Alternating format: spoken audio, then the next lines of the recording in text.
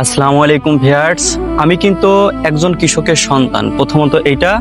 আর আমি একেবারে দরিদ্র শ্রেণীর একজন মানুষ যে কিন্তু এই যে আপনারা দেখছেন না যে আশপাশে যে কৃষিকাজ করছে, এই কাজ করে ছোট থেকে এত দূর অবধি এসেছি। এবং কৃষিকাজ করার পাশাপাশি মূলত আমি কিন্তু ফেসবুকে সময় দিই। আপনারা এই বিষয়গুলো অনেকেই কিন্তু জানেন না। আমার আব্বু এখনই কিন্তু বাইসাইকেল নিয়ে মূলত গ্রাম থেকে শহরে যায়, তাও বাইসাইকেল নিয়ে। এর পাশাপাশি সে যখনই পানগুলা বিক্রি করার জন্য বাজারের উদ্দেশ্যে যায়, তখনও কিন্তু সে সাইকেলটা নিয়েই যায়।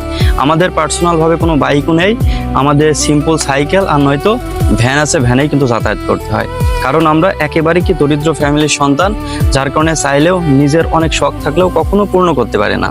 প্রত্যেকটা ছেলের স্বপ্ন থাকে একটা বাইক কিন্তু নিজের হোক, সে বাইকটা নিজে চালাক, এই ধরনের শখ কিন্তু প্রত্যেকটা ছেলেরই থাকে। আমারও কিন্তু আছে পার্সোনালি, কিন্তু শখ থাকার পরেও সেই শখটা যে পূর্ণ করব এই ধরনের কোনো সিস্টেম কিন্তু নাই।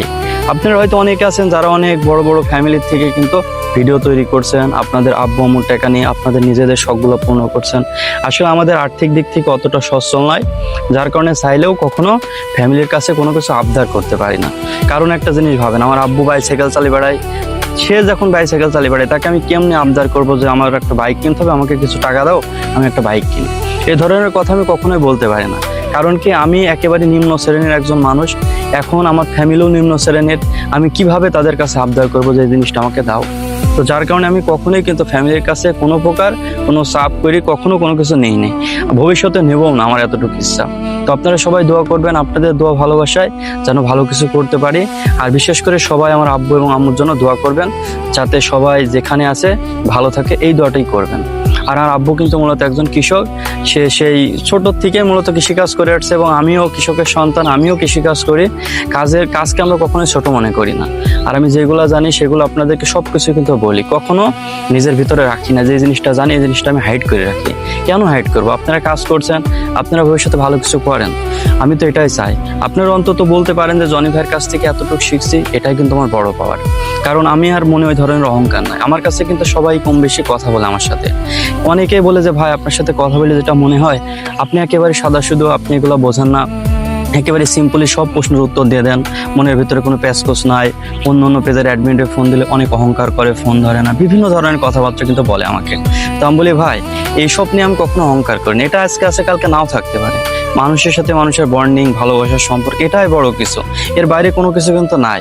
পৃথিবীতে এসেছি অল্প সময়ের জন্য, এই অল্প সময়ের ভিতরে যতটুকু ভালো কাজ করে রেখে যেতে পারি এইটুকুই কিন্তু থাকবে, বাকি কোনো কিছু থাকবে না। তো সুতরাং আপনারা যারা কাজ করছেন, বেশিরভাগই আমি জানি যে একেবারে নিম্ন শ্রেণীর মানুষ। তো তাদের উদ্দেশ্যে মূলত আমি কিন্তু ভিডিওগুলো করি। আমি চাইলে কিন্তু এই ধরনের ভিডিও নাও দিতে পারি, শুধুমাত্র আপনাদের কথা চিন্তা করে ভিডিওগুলো দিই। আপনারা অনেকে আছেন তারা কিন্তু বলেন ভাই এই ভিডিওগুলো আমি বুঝি না, আপনারা স্ক্রিনশট না একদম টোটাল স্ক্রিন রেকর্ডিং করি এই ভিডিওগুলো আমাদের দিলে সব থেকে ভালো হয়।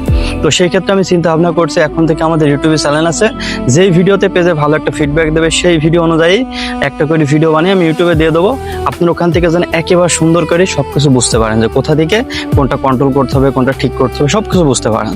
কারণ কি, ফেসবুকে দিন শেষে কিন্তু একদম মাথায় রেখে, আর ইউটিউব সবসময় কিন্তু এক নম্বরে থাকে। এইগুলো মাথায় রেখে আপনাদেরকে বলতে চাই, আপনারা ইউটিউব প্লাস ফেসবুক দুই জায়গায় কাজ করবেন, ভবিষ্যতে ইনশাল্লাহ ভালো কিছু হবে। তো বেশি কথা বলাচ্ছি না, সবাই ভালো থাকবেন, সুস্থ থাকবেন। আসসালামু আলাইকুম।